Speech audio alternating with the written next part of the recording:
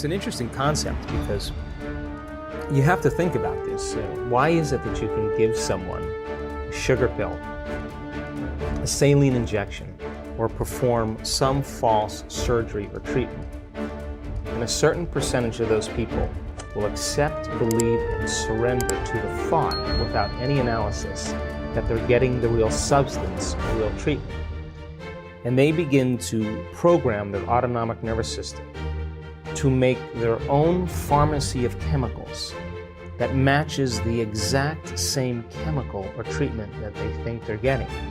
Now, it says a few things. Number one, it's not the external substance that's doing the healing because it's inert.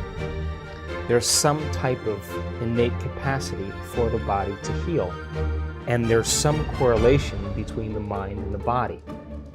So that pill represents possibility for the person.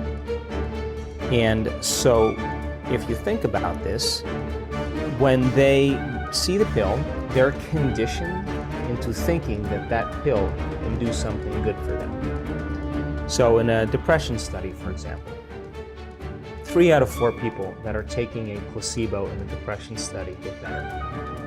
Now that's 75%, which means that when that person sees the pill represents hope, possibility for them. They begin to select a new idea, a new thought, that they could be better, a possibility. It's called a clear intention.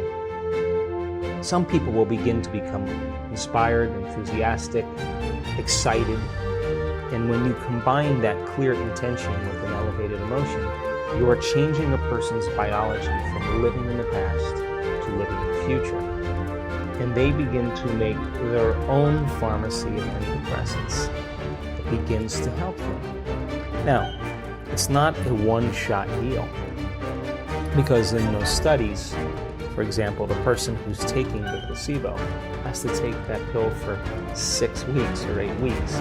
So every day, then, they're reminding themselves of a new future reality.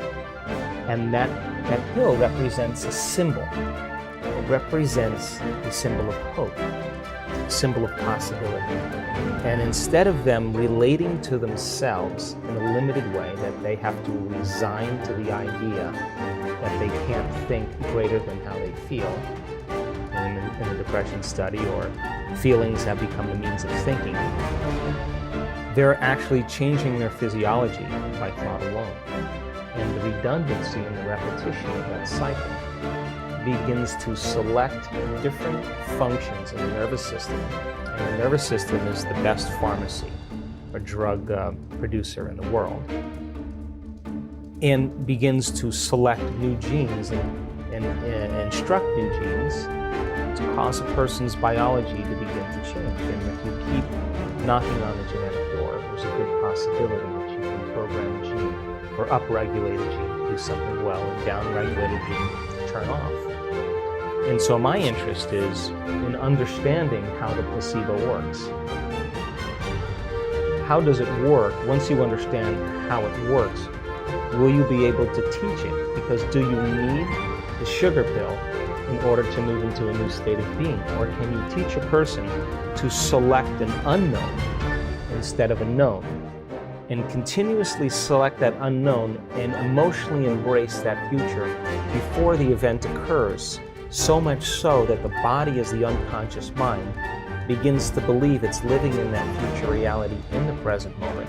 And if the person does that, just like taking the placebo for 6 weeks, alters their state of being every single day, is it possible that that unknown becomes a known, and they begin to change their physiology and biology just by thought alone?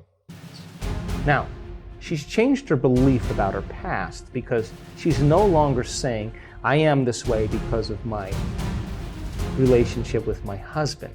See, because when you say, I am this way because I had an abusive father, I am this way because I had a difficult marriage, I am this way because I got fired from my job, what you're saying is, I haven't changed since that event emotionally. And so now you're viewing your future through the lens of the past. When you overcome that emotional state, a memory without the emotional charge is called wisdom. Now you're ready to create a new future, because if you're still attached to the emotion, you're still attached to the past, and you can't create a future. So all of a sudden now the person has a transformation. She has a shift. She knows that she's liberated from that anxiety. She feels it. And as a result of it, in a matter of moments, Ben, her biology reorganizes to a new mind. And now I'm watching her eat pizza, I'm watching her eat a hamburger, she's laughing, and it's sustained. But that's not the end.